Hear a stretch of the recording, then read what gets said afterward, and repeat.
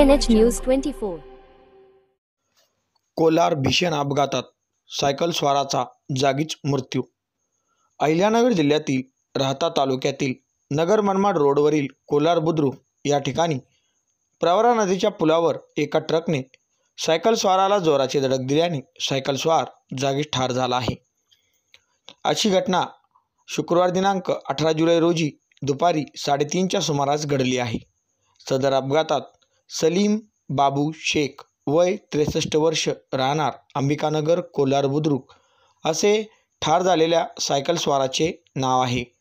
Nagar Manmad road हा मृत्यूचा सापळा बनलेला असून अपघाताच्या घटनेत मोठ्या प्रमाणात वाढ होत आहे। त्यामध्ये अनेक निष्पाप लोकांचे बळी गेले आहेत। त्यात कोलार येथे प्रवरा नदीवर असलेल्या पुलावर नेहमीच वाहनांची वर्दळ आणि वाहतूक कोंडी असते। अशातच ही घटना हृदयद्रावक अशी घडली आहे।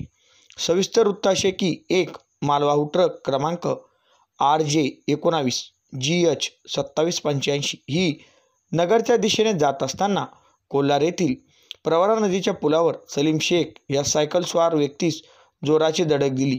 नियंत्रण सुटल्यामुळे शेख हे ट्रकच्या खाली सापडून ट्रकचे चाक शेख यांच्या अंगावरून गेल्याने ते चिरडले गेले व त्यांचा जागेवर मृत्यू झाला। अपघातात नंतर 2 ते 3 किलोमीटरपर्यंत वाहनांच्या लांबच लांब रांगा लागल्या होत्या।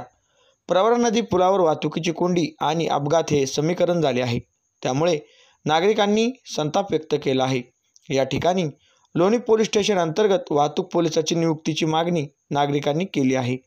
सदर घटना घडल्यानंतर 108 क्रमांकाच्या रुग्णवाहिकेतून शेख यांना लोणी येथील प्रवरा रुग्णालयात नेण्यात आले।